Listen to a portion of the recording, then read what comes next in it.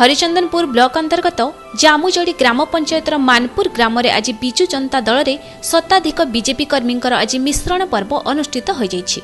ए मिश्रण पर्व Manpur grammar 1 number एवं 2 नंबर वार्डर विजु जनता दलर समस्त कर्मी और सभ्य उपस्थित थिबा बेले जामुजोड़ी ग्राम पंचायतर विजु जनता दलर सभापति अंतर्यामी साहू, संपादक प्रसन्न साहू तथा वरिष्ठ राजनेता दिलीप कुमार साहू नेतृत्व में कार्यकारी बैठक एवं मिश्रण पर्व अनुष्ठित होइथिला। ए परिप्रेक्षी में मान्यवर नवीन पट्टनायक समस्त जनमांगलिक योजना एवं ग्रामर विकास पई 32 नंबर जोनर जिला परिषद अमर कुंवर, विजु जनता दलर ब्लॉक सभापति पदाम्बुज साहू, ब्लॉक चेयरमैन सुरेश चंद्र देहुरी, जामुजोड़ी ग्राम पंचायतर समिति सभ्य सोमनाथ जेना, सरपंच जगतानंद मुंडा प्रमुख दलर समस्त सभ्यों को अभिभाषण प्रदान करथिले। उक्त सभापति मानपुर ग्रामर श्रीजुक्त बुद्धदेव नायक सभापतित्व करिथिबा बेले जामुजोड़ी ग्राम पंचायत प्रचार कमिटीर अध्यक्ष श्रीजुक्त सहदेव साहू सहयोग करथिले।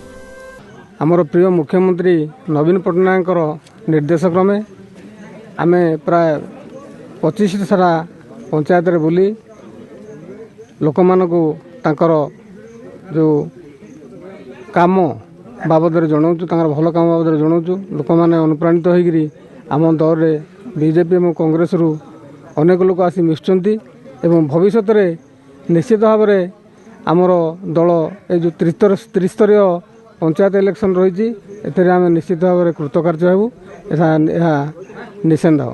आमर तो दलीय कार्यक्रम मुख्यमंत्री प्रिय मुख्यमंत्री नवीन पट्टनायक निर्देश क्रमे आम प्रति जीपी रे प्रत्येक दिन चलैचु। आमर एटा मुख्य उद्देश्य है आम पंचायत स्तर में आम गोटे कमिटी तैयारी करछु जोटी आमर वरिष्ठ कर्मी 16 जन रोचंती, महिला मोर्चा रु 10 जन, युव रु 10 जन और छात्र 5 जन और जिला परिषद जोन पाई 4 जन आम कमिटी स्थान दूचु। आज जो मानपुर जामजोड़ी जीपी जो समावेश थिला एटा गोटे नियारा समावेश। ये समावेश कमिटी सहित आमर मानपुर गाँव रो बहु बीजेपी एवं कांग्रेस कर्मी माने आज नवीन पट्टनायक आदर्श अनुप्राणित हो आम दल आज जॉइन करछंती एवं आम समस्त स्वागत सहित दल को मेंबरशिप करैलु एवं आगामी दिन में ये जामजोड़ी जीपी समग्र ब्लॉक रे 1 नंबर ही रहिबो सेटी प्रति कोनों संदेह नहीं। केउझर संग्राम केशरी मिश्रଙ୍କ रिपोर्ट न्यूज सेवा ओडिशा।